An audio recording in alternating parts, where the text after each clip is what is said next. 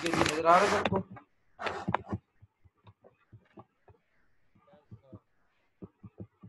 Yes sir. नजर आ रहा जी है? सर, नजर आ रहा है। हाँ बोलो ना यार, टाइम इतना नहीं है। अच्छा, अब हम बात करते हैं conservation of momentum for a particle और अ रिजिड बॉडी। ठीक है, तो यहाँ पे बेसिकली कौन सा momentum? Linear momentum. Conservation of, हम अभी बता रहा हूँ, मैं पहले बता चुका हूँ, अब मैं मोमेंटम बोलूंगा, लीनियर नहीं बोलूंगा। लीनियर मोमेंटम, हम जो केस डिस्कस कर रहे हैं वो लीनियर मोमेंटम का डिस्कस कर रहे हैं।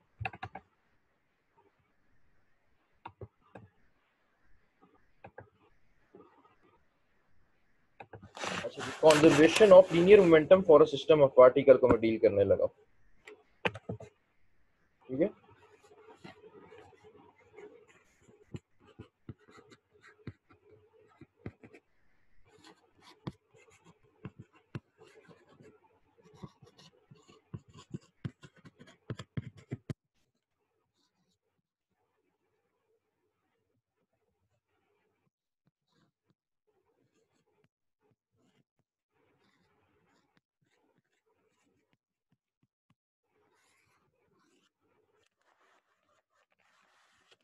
हमें अभी जो है ना ताज़ा ताज़ा सीखा है क्या?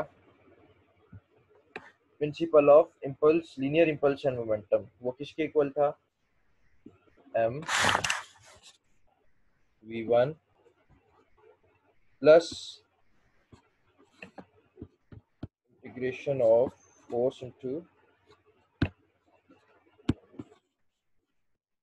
जी T is equal to M V to.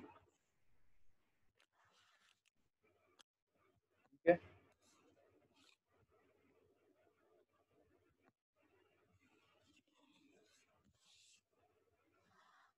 ये लीनियर इम्पल्स है। क्या इसको हमने डिफाइन किया था? It is defined as the sum of total forces acting on this particle. कोई भी पार्टिकल है तो टोटल फोर्सेस जो उस पार्टिकल पे एक्ट हो रही है उनका सम।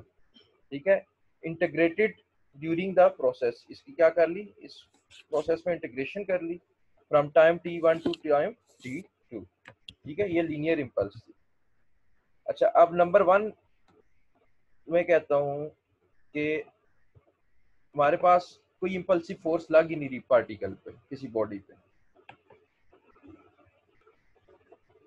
ये मैं क्या बात कर रहा हूँ जी?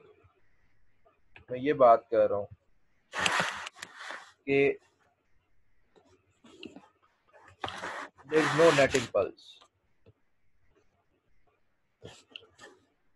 पहला case, when there is no net impulse.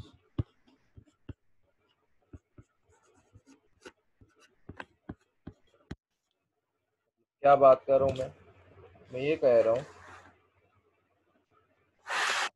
कि ये जो टर्म है, ये वाली,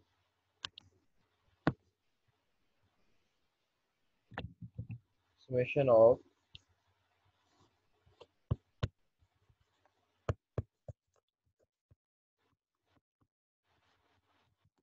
ठीक है, मैंने जब कहा ना कि लेट्स सपोज कि वो केस है जब there is no net impulse, इसका मतलब मैं ये कह रहा हूँ कि ये जो इम्पल्स है ये क्या है? जीरो है। ये फैक्टर किसके इक्वल है? जीरो के इक्वल है। ये क्रॉस है। ठीक है, कब? When there is no net impulse. अब ये इम्पल्स है ना, इम्पल्स की उस इक्वेशन में जो लॉ ऑफ, जो कौन क्या नाम है, principal of linear momentum and linear impulse and momentum for system of particle, ये है फॉर पार्टिकल जो इक्वेशन है।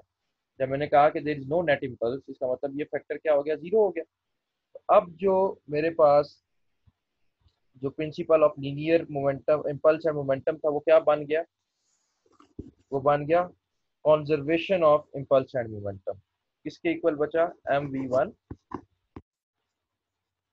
Is equal to M V two. वो तो फैक्टर ही कैंसिल हो गया ये वाला। ठीक है, तो ये इसके इक्वल आया। ये क्या है? Conservation of linear impulse and momentum. ठीक है, इसको मैं सिंपली क्या कह सकता हूँ? ये जो इक्वेशन लिखी है इसको मैं ये कह सकता हूँ कि द इनिशियल लीनियर मोमेंटम, ये the initial linear momentum of the particle वो किसके इक्वल है? To the final linear momentum of the particle. ठीक है, initial linear momentum of the particle is equal to final linear momentum of the particle. ये क्या है, conservation of linear momentum for a system of particles को मैं भी deal करने लगा।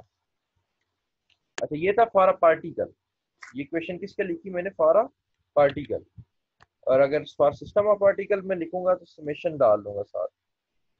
फॉर अ सिस्टम पार्टिकल में कैसे लिखूंगा इक्वेशन को, वही चीज m1v1 वो क्या था m, यहाँ पे आ जाएगा mi vi is equal to,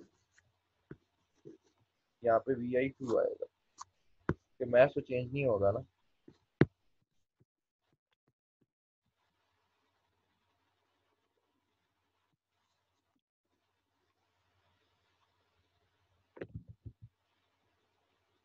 ये 1 है, ये 2, ये for a system of particle मैंने वही इक्वेशन, ठीक है। अब ये इक्वेशन क्या स्टेट कर रही है कि जो टोटल लीनियर मोमेंटम है of all the particle in system at initial state, total linear momentum of all the particle जो किसी भी सिस्टम में एट इनिशियल स्टेट, वो किसके इक्वल है, वो total final linear momentum of all the particle in the system के इक्वल है। ठीक है, दोबारा एक दफा कि जो टोटल लीनियर मोमेंटम है ना पार्टिकल्स का सिस्टम में एट इनिशियल स्टेट, ठीक है, एट इनिशियल स्टेट, वो इक्वल है total final momentum of all the particle in the system. ठीक है, ये क्या है, ये conservation of linear momentum, impulse and momentum for system of particle equation. और ये चीज याद रखनी है, ये इक्वेशन कब अप्लाई होंगी, ये दोनों फॉर पार्टिकल और फॉर सिस्टम ऑफ पार्टिकल, ये और वो जो पिछली लिखी थी पार्टिकल के लिए m1v1 is equal to m2v2, ये इक्वेशन तब अप्लाई होगी, ये चीज याद रखनी है, when there is no net impulse, तभी ये फैक्टर जीरो होगा। ठीक है, when there is no net impulse, तब ही ये फैक्टर जीरो होगा।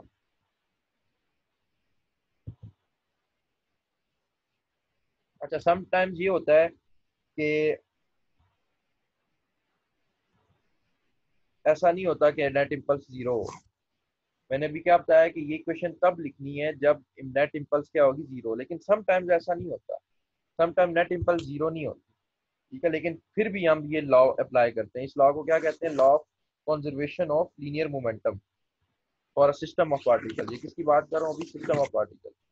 समटाइम ये जो नेट इम्पल्स है ये जीरो नहीं होती, लेकिन फिर भी हम ये लॉ अप्लाई करते हैं। ठीक है, लेकिन जब अप्लाई करते हैं उस वक्त एक्सटर्नल फोर्सेस जो होती है ना, जो एक्सटर्नल फोर्स क्या है, जो एक्सटर्नल इम्पल्स होती है वो नेग्लिजिबल होती है, जीरो तो नहीं होती, लेकिन यहाँ पे क्या होता है, जीरो की जगह वो क्या होती है, नेग्लिजिबल। मतलब होती है लेकिन नेग्लिजिबल होती है।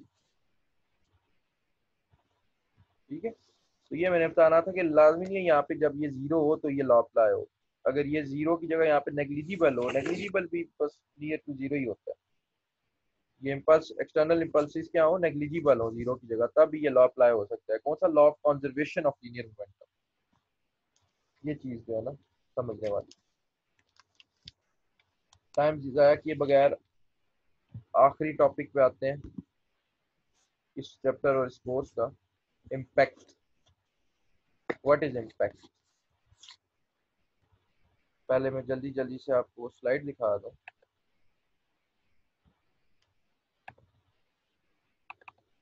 ठीक है, ये अभी हमने जो है ना law of conservation of momentum for a particle m1v1 is equal to mv2, ये भी हमने देखा। फिर ये हमने फॉर सिस्टम ऑफ पार्टिकल देखा, summation of mi vi1 equal to mi vi2। ठीक है, अब आ रहे हैं हम impact. Now what is impact. Mechanics में इम्पैक्ट होता है जब दो बॉडीज आपस में कोलाइड करें for a very short period of time. ठीक है, कोई भी दो बॉडीज हैं, ये आपस में इन्होंने क्या किया, कोलाइड किया for a very short period of time. ठीक है, ये आपस में क्या, they exert large impulsive forces into each other, एक दूसरे में क्या एक्सर्ट करेंगी, इंपल्सिव फोर्सेस। ठीक है, इंपल्सिव फोर्सेस एक्सर्ट करेंगी, जिसकी वजह से क्या होगा, इनके मोमेंटम में चेंज होगा। लेट्स सपोज ये बॉल है, ये आ रहा है और ये रेस्ट पे है, जब ये इसके साथ कोलाइड किया, ठीक है, दोनों ने इंपल्सिव फोर्सेस एक्सर्ट की, तो मोमेंटम क्या होगा, चेंज हो जाएगा इस बॉल का। वो क्या होगा, मैंने बताया तो स्टार्ट में, इम्पार्ट कर देगा इस बॉल पे मोमेंटम। और इसकी वजह से क्या होगा, इनकी रिस्पेक्टिव जो वेलोसिटीज हैं वो भी चेंज हो जाएंगी। ठीक है, ये होता है इम्पैक्ट। अब एग्जांपल क्या है इम्पैक्ट का? इम्पैक्ट का एक एग्जांपल है striking off hammer on a nail और सरफेस। कोई भी कील है, उसके ऊपर हैमर को आप स्ट्राइक करो। ठीक है, एक एग्जांपल ये हो गया। वो क्या कर रहा है, ट्रांसफर कर रहा है अपने इम्पैक्ट को। गोल्फ कोई खेलता है तो गोल्फ बॉल को जब स्ट्राइक करते हैं, वो भी एक एग्जांपल है। ब्लास्ट होता है, वो भी एक एग्जांपल है। इसके अलावा स्नूकर जो खेलते हैं, बिलियर्ड, वो जब उसको स्ट्राइक करते हैं स्टैगर को, वो उसके साथ हिट करते हैं, वो भी एक इम्पैक्ट की एग्जांपल है। इम्पैक्ट दो तरह के होते हैं, एक होता है सेंट्रल इम्पैक्ट, एक होता है ऑब्लिक इम्पैक्ट। याद रखना, इम्पैक्ट जो है ना, they are of two type, central impact and oblique impact. दोनों इंपॉर्टेंट है। ठीक है, अब इसके लिए समझाने के लिए मैं दोबारा जाता हूँ व्हाइट बोर्ड पे। ये जरूरत नहीं है, इधर ही हम कर लें। अच्छा जी, सेंट्रल इम्पैक्ट। सबसे पहले ये कि एक बात कि जो इम्पैक्ट है वो वेलोसिटी कैसे चेंज करता है। ठीक है, मतलब इम्पैक्ट की वजह से वेलोसिटी चेंज कैसे होता है। तो उसके लिए एक कोफिशिएंट यूज होता है। दो जो आपके कॉन्टेक्टिंग मटेरियल्स हैं, ये जो दो बॉडीज आपस में कांटेक्ट में है, कोलाइड कर रही हैं, या इम्पैक्ट, दो बॉडीज जो हैं ये आपस में कांटेक्ट जिन्होंने किया। ठीक है, कोफिशिएंट ऑफ रेस्टिट्यूशन एक चीज है, कोफिशिएंट ऑफ रेस्टिट्यूशन, इसको हम आगे देखते हैं। एग्जांपल, अगर कोई आप में से टेनिस खेलता है तो आपको ये पता होगा कि टेनिस के कोर्ट जो होता है, एक होता है क्ले कोर्ट होता है क्ले का। ठीक है, जिसका ऑस्ट्रेलियन ओपन, विंबलडन ओपन होता है, इस तरह कोर्ट्स डिफरेंट होते हैं। एक क्ले का होगा आपका कोर्ट, एक ग्रास का हो सकता है। ठीक है, क्ले हो सकती है, ग्रास हो सकती है, या फिर कारपेट हो सकता है, इवन कारपेट हो सकता है। ठीक है, कोर्ट तीनों हो सकते हैं। अब तीनों कोर्ट क्या करेंगे, जो बॉल की बाउंसिंग है ना, जो बॉल ने कोर्ट पे आके स्ट्राइक करके बाउंस करना है, उसको अफेक्ट करेंगे तीनों कोर्ट। तीनों कोर्ट में बाउंसिंग ऑफ बॉल सेम नहीं होगी। ठीक है, इन तो तीनों कोड में जो बॉल ने बाउंस करना है वो सेम नहीं होगा। ये इस वजह से सेम नहीं होगा क्योंकि जो दो कोलाइडिंग मटेरियल है, यानी ये बॉल और ये ग्राउंड, एक बॉल हो गया कोलाइडिंग, और जिसके साथ कोलाइड कर रहा है वो क्या है, ये नीचे जो आपका कोर्ट है। ठीक है, इसलिए ये बाउंसिंग बॉल की सेम नहीं होती, क्योंकि जो कोफिशिएंट ऑफ रेस्टिट्यूशन है ना, restitution, coefficient of restitution, restitution. ठीक है, रेस्टिट्यूशन बेसिकली कहते हैं रिस्टोरेशन। रेस्टिट्यूशन किसको कहते हैं जी? रेस्टिट्यूशन कहते हैं restoration, restoration to some of something lost. ठीक है, रेस्टिट्यूशन है रिस्टोरेशन। तो मैं बता रहा था, ये दोनों जो आपके लेट्स को, ये दो बॉल आपस में कोलाइड किए, इन दोनों कोलाइडिंग मटेरियल के कोफिशिएंट ऑफ रेस्टिट्यूशन की वजह से जो है, कोड की बात कर रहा था, जो बॉल की बाउंसिंग है वो क्या होगा, वो सेम नहीं होगी। तो रेस्टिट्यूशन तीनों कोर्ट में, पहले कोर्ट में होगी बॉल और कारपेट वाले कोर्ट के दरमियान, दूसरे में बॉल और क्ले कोर्ट के दरमियान, और तीसरे में बॉल और ग्रास के दरमियान। तो ये तीनों क्या होगी, डिफरेंट होगी इसमें बाउंसिंग।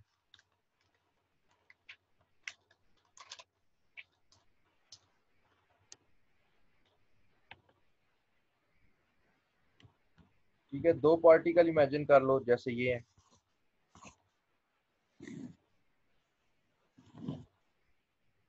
ठीक है, दोनों कोलाइड कर रहे हैं। इन दोनों के जो मैसेज है, जाहिर है पार्टिकल ए होगा, अगर ये पार्टिकल बी, तो इसका मैस एम ए हो जाएगा, इसका मैस एम बी हो जाएगा। इस ये अपनी वेलोसिटी के साथ आ रही है, अपनी किसी वेलोसिटी के साथ है, मे बी ये रेस्ट पे हो। ठीक है, दोनों पार्टिकल्स यूं आ रहे हैं एक दूसरे की तरफ, कोलाइड कर रहे हैं। अच्छा, जब दोनों कोलाइड करेंगे ना, दोनों जो आपस में जिस पॉइंट पे वो कांटेक्ट करेंगे, उस पॉइंट को क्या कहेंगे, प्लेन ऑफ कांटेक्ट, ये जो लाइन है ये, ठीक है, ये कौन सी लाइन है? प्लेन ऑफ कांटेक्ट की लाइन है। ये लाइन कौन सी लाइन है? प्लेन ऑफ कांटेक्ट, सही है। और इस लाइन के परपेंडिकुलर जो ये लाइन है, ये इसको कहते हैं लाइन ऑफ इम्पैक्ट, ठीक है। जिस ये लाइन ऑफ इम्पैक्ट इनके सेंटर ऑफ मासेस से पास कर रही है, तो सेंटर ऑफ मास यहाँ पे होगा, तो ये लाइन ऑफ इम्पैक्ट क्या है? सेंटर ऑफ मास से पास कर रही है। और ये प्लेन ऑफ कांटेक्ट के क्या है? परपेंडिकुलर। और प्लेन ऑफ कांटेक्ट क्या था? जब बॉडी दोनों कोलाइड करेंगी तो उनकी कांटेक्टिंग सरफेस को क्या कहेंगे? Plane of contact. तो इस केस में क्या हो रहा है? दोनों जो वेलोसिटीज है पार्टिकल की, वो क्या है? Along the line of impact. इस लाइन ऑफ इम्पैक्ट की क्या है? अलोंग है। कोई ऐसा वेलोसिटी का कंपोनेंट नहीं है जो कि किसी एंगल पे है वेलोसिटी इम्पैक्ट के, यानी कोई यूं करके किसी एंगल पे नहीं लग रही वेलोसिटी।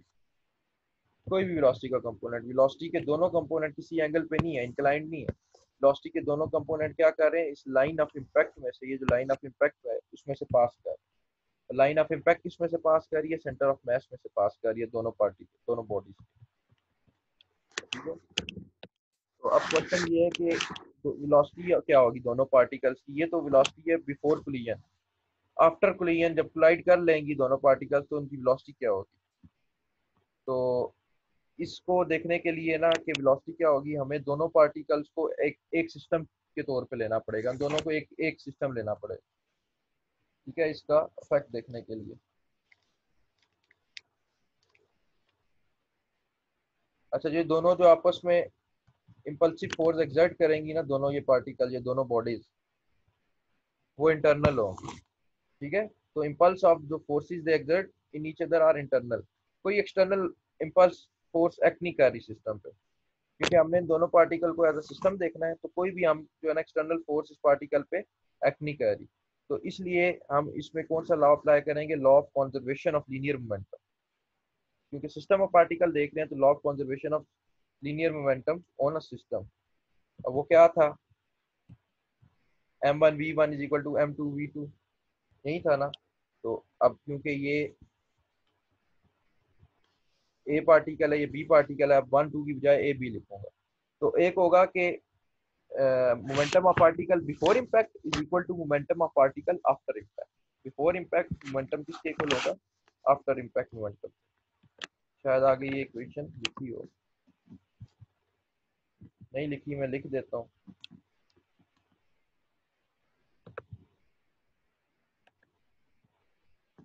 इक्वेशन क्या है?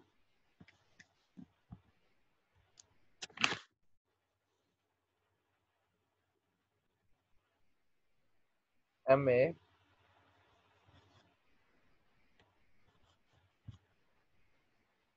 We a one plus m B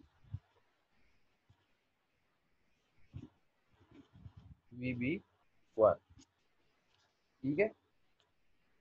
ये बिफोर इम्पैक्ट, ये इक्वल होगी, it is equals to m a v a two after impact उसके मोमेंटम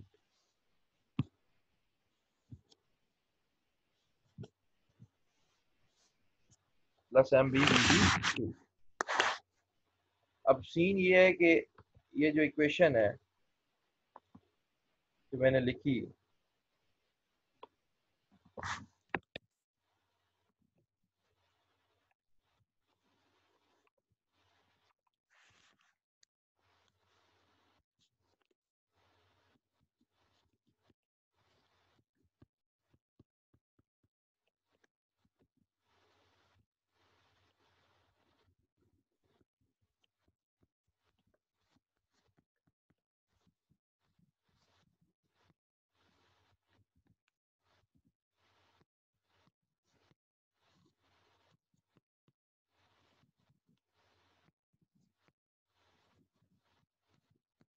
सर आवाज अब नहीं आ रही। इसमें दो अननोन्स है इस इक्वेशन में।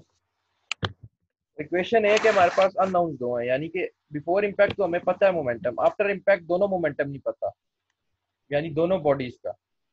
जो कोलाइड करने के बाद जो आपकी बॉडी ए है उसका भी और बॉडी बी दोनों का मोमेंटम नहीं पता। अब इक्वेशन वन है, अननोन दो है। तो कभी भी ऐसा, ये आपने मैथमेटिक्स में भी पढ़ा होगा, वैसे भी देखा होगा कि जब इक्वेशन एक और अननोन दो हो तो वो सॉल्व नहीं हो सकती। तो इसके लिए हमें जब जितने अननोन हो उतनी इक्वेशन होनी चाहिए, तब जाके वो हम उस चीज के को सॉल्व कर सकते हैं, उन दोनों अननोन्स को निकाल सकेंगे। तो इसके लिए हमें कोई और एक और इक्वेशन चाहिए, जिसकी वजह से हम क्या करें, दोनों को सब्स्टिट्यूट करें और दोनों ये अननोन्स को निकाल। अच्छा, अगर लेकिन हाँ हमारे पास, अगर हमें कोफिशिएंट ऑफ रेस्टिट्यूशन मैंने बताया था वो पता हो, दोनों कोलाइडिंग जो मटेरियल्स हैं उनका, तो हमारे पास एक और इक्वेशन आएगी। तो मैं उसके प्रूफ पे नहीं जा रहा कि कोफिशिएंट ऑफ रेस्टिट्यूशन ये कैसे आई, मैं सिंपल लिख रहा हूँ। जो कोफिशिएंट ऑफ रेस्टिट्यूशन मैंने बताया कि क्या है, रिस्टोरेशन टू समथिंग। रेस्टिट्यूशन को भी अभी देख लेते हैं। तो कोफिशिएंट ऑफ रेस्टोरेशन COR लिख देता हूँ, इसको हम डिनोट करते हैं ई से। ये किसके इक्वल होता है, VB2 minus VB1 divided by VA1 minus VB1। ये थोड़ा सा गलत लिख दिया मैंने, VB2 minus VA2 divided by VA1 minus VB1। ठीक है, तो ये क्या चीज है जी, ये है डिफरेंस इन फाइनल वेलोसिटी। ये क्या है, difference in final velocity divided by difference in the initial velocity.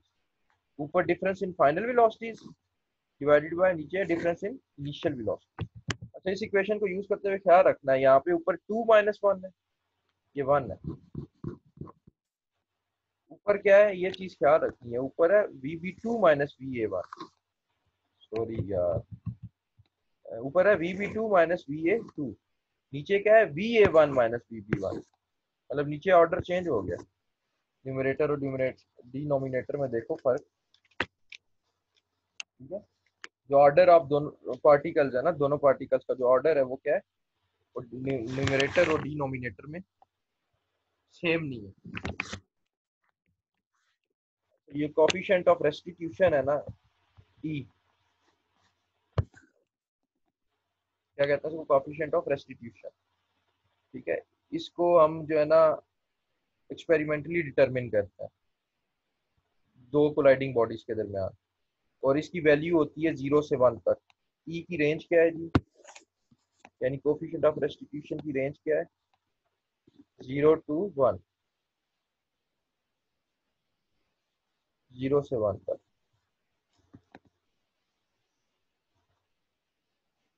ठीक है, restitution mean restoration to something lost. तो ये कोफिशिएंट ऑफ रेस्टोरेशन है जिसकी लिमिट है 0 से 1 तक। और ये किसके इक्वल होता है, coefficient of restitution is the ratio of difference in the final velocities to difference in the initial velocities.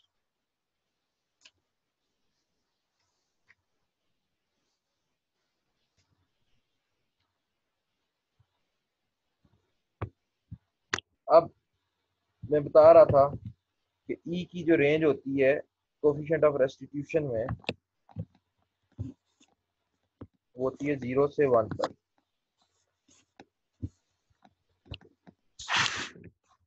जब ई 1 के इक्वल हो ना, ई इज इक्वल टू 1, यानी जब कोफिशिएंट ऑफ रेस्टिट्यूशन जो है वो 1 के इक्वल है।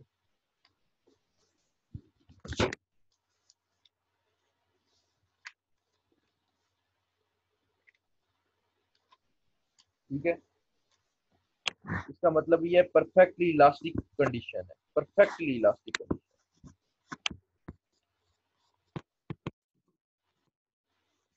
कंडीशन क्या है, परफेक्टली इलास्टिक। पहली बात ये बता दूं कि परफेक्टली इलास्टिक सिर्फ थ्योरी में ही होता है, थ्योरेटिकल बातों में होता है। ठीक है, आइडियल केस होता है, कोई भी चीज परफेक्टली इलास्टिक कोलिजन नहीं होती किसी भी केस में, परफेक्टली इलास्टिक कोलिजन नहीं होता, ये थ्योरेटिकल बातें होती।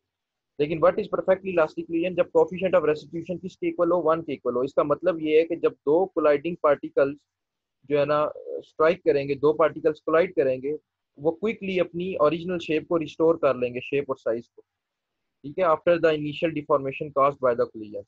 जब दोनों पार्टिकल कोलाइड किए, पहली बात वो क्विकली अपनी शेप और साइज को क्या कर लेंगे, रिस्टोर कर लेंगे। मैं कहता हूँ दो गाड़ीज आपस में कोलाइड करती हैं, क्या कभी ऐसा हुआ है कि दोनों गाड़ीज में कोई भी जो है ना मसला, कोलाइड करने के बाद दोनों अपनी शेप, अपनी ओरिजिनल शेप में वापस आ जाए या अपने ओरिजिनल साइज में वापस आ जाए जब इनिशियल डिफॉर्मेशन कोलिजन के बाद हो जाती है? ऐसा कभी हुआ है? कभी भी नहीं हुआ।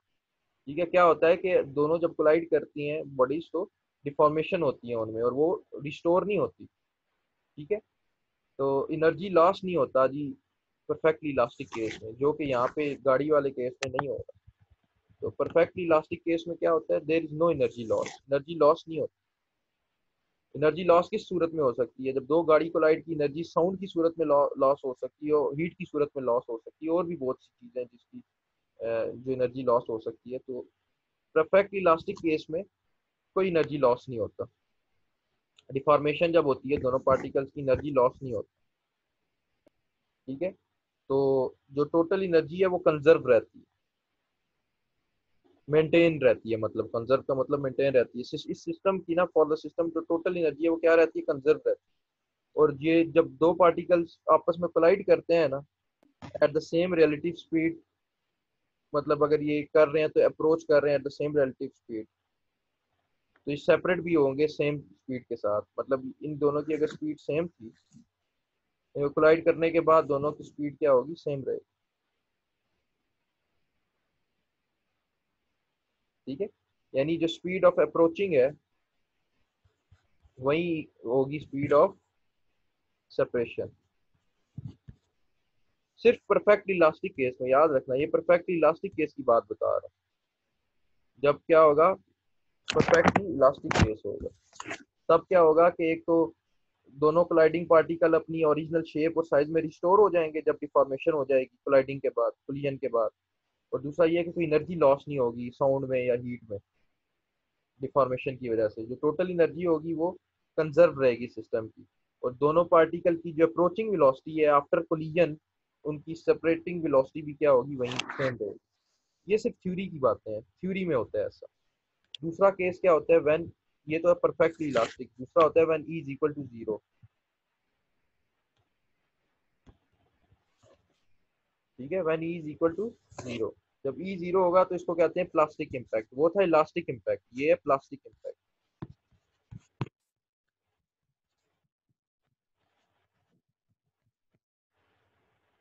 ये कब होता है, जब दो कोलाइडिंग पार्टिकल जो है ना, इनमें लार्जेस्ट डिफॉर्मेशन हो और वो आपस में स्टिक हो जाए आपस में। अच्छा, ये केस होता है, इसको कहते हैं perfectly in elastic case, plastic impact या फिर परफेक्टली इन इलास्टिक। वो था perfectly elastic, perfectly in elastic.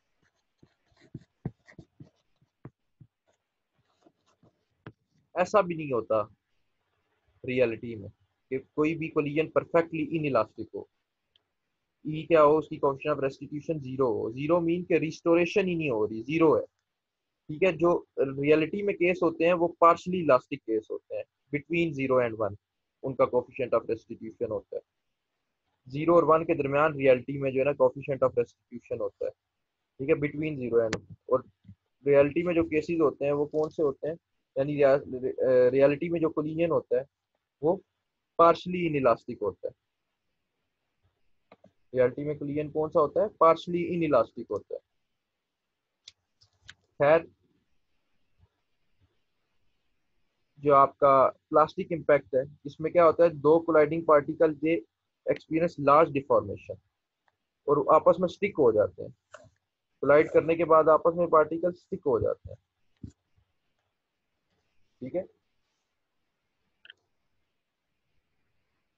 अच्छा, और जब ये आपस में कोलाइड करते हैं तो ये एक ही डायरेक्शन में दोनों पार्टिकल मूव करना, लेट्स सपोज इस डायरेक्शन में दोनों पार्टिकल स्टिक हुए हुए हैं, जुड़े हुए हैं और एक ही डायरेक्शन में मूव करना शुरू हो गए और एट सेम स्पीड मूव करेंगे। और इनकी सेपरेशन जो है ना जीरो होती है। रिलेटिव सेपरेशन क्या होती है दो पार्टिकल्स की, जब E is equal to zero, relative separation zero होती है। सेपरेशन वेलोसिटी की बात कर रहा हूँ।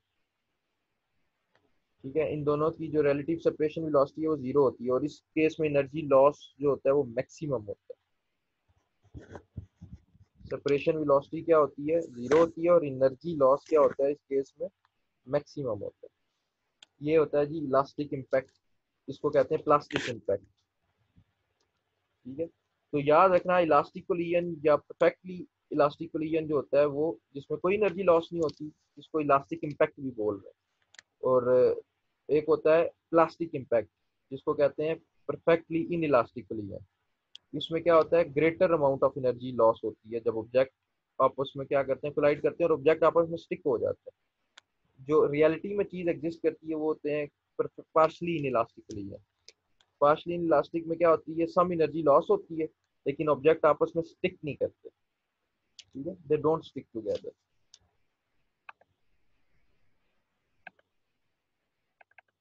ठीक है, ये चीज मैंने बताई। सेंट्रल इम्पैक्ट क्या होता है, उसमें ये कोफिशिएंट ऑफ रेस्टिट्यूशन की ये इक्वेशन, ठीक है, ये मैंने लिखी। ये बेशक रहने दो कि ये कैसे आई, सिर्फ इस इक्वेशन को पता होना चाहिए कोफिशिएंट ऑफ रेस्टिट्यूशन की इक्वेशन क्या है। ठीक है, इस इक्वेशन का पता हो। इलास्टिक इम्पैक्ट और प्लास्टिक इम्पैक्ट बताया कि E0 हो E1 हो। ये आखिरी है जी, लास्ट टॉपिक, लास्ट मतलब स्लाइड। ऑब्लिक इम्पैक्ट क्या होता है, जैसे कि सेंट्रल इम्पैक्ट में क्या हो रहा था, जो पार्टिकल है उनकी वेलोसिटी जो है वो लाइन ऑफ इम्पैक्ट में से पास कर रही थी। ठीक है, वो क्या कह रही थी, इस लाइन ऑफ इम्पैक्ट में से पास कर रही, लाइन ऑफ इम्पैक्ट उनके सेंटर ऑफ मैस में से पास कर रही। यहाँ पे सेंटर ऑफ मैस था, लाइन ऑफ इम्पैक्ट उसमें से क्या कर रही थी, पास कर रही। तो वेलोसिटी भी क्या थी, इस लाइन ऑफ इम्पैक्ट के से पास कर रही थी। अब ऑब्लिक इम्पैक्ट में क्या होता है कि velocity at an angle line of impact से एक एंगल पे जो होती है वो पास कर रही होती है। तो oblique impact occur when the motion of both colliding particle make an angle with the line of impact. ठीक है, तो ये एक एंगल बना रहा है with the line of impact. इस लाइन ऑफ इम्पैक्ट जो कि उसके सेंटर ऑफ मैस में से पास कर रहा है, उससे जो वेलोसिटी दोनों पार्टिकल के, जो दो पार्टिकल आपस में कोलाइड करेंगे, ठीक है, वो यूं करके कोलाइड कर रहे हैं। यूं आ रहा है एक पार्टिकल इस तरफ, दूसरा इस तरफ आ रहा है, और इस पॉइंट पे आके दोनों क्या करेंगे, कोलाइड करेंगे यहाँ पे आके। ठीक है, और ये जो लाइन ऑफ इम्पैक्ट है ये प्लेन ऑफ कांटेक्ट के हमेशा परपेंडिकुलर होती है, ये याद रखें। सिर्फ ऑब्लिक इम्पैक्ट में क्या है कि वेलोसिटी जो है कोलाइडिंग पार्टिकल की वो एक एंगल बना रही है लाइन ऑफ इम्पैक्ट में।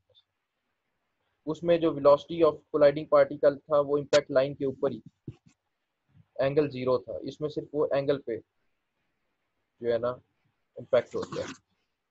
ठीक है, जैसे यूं करके एक पार्टिकल की वेलोसिटी यूं है और एक पार्टिकल की वेलोसिटी यूं है, ये इस पॉइंट पे आके आपस में क्या करेंगे, कोलाइड करेंगे। इसको कहते हैं ऑब्लिक इम्पैक्ट।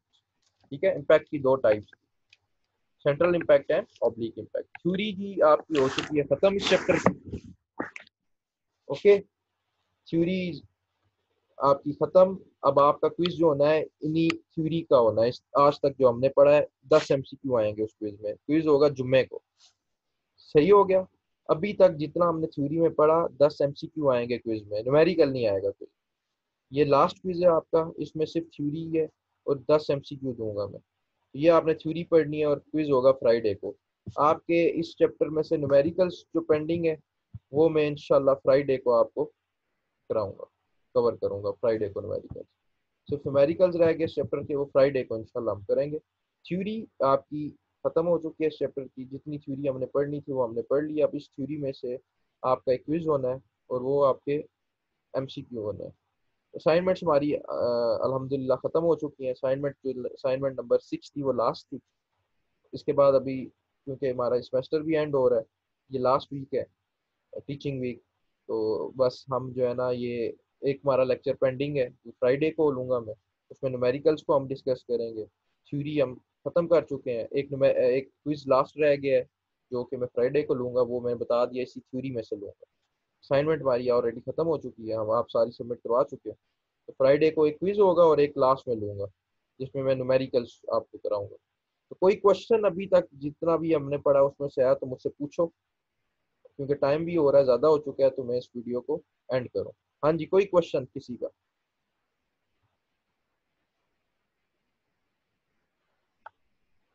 हाँ जी, समद, बिलाल, एहसान अहमद अब्बासी, गुलाम मेहर अली, नूर, नो सर। उस्मान अलीम, कोई क्वेश्चन किसी का हो? No sir. No sir. ठीक है जी, मैं फिर इसको कर रहा हूँ वीडियो को एंड। इंशाल्लाह ये वीडियो आज ही मैं अपलोड कर दूंगा LMS पे। तो जो लोग नहीं है इस लेक्चर में तो उनको आपने मैसेज दे देना है कि LMS पे वीडियोस अपलोड हो गई हैं। मैं भी ग्रुप में मैसेज कर दूंगा। ठीक है जी, थैंक यू, अल्लाह हाफिज। Okay sir, thank you. अल्लाह हाफिज।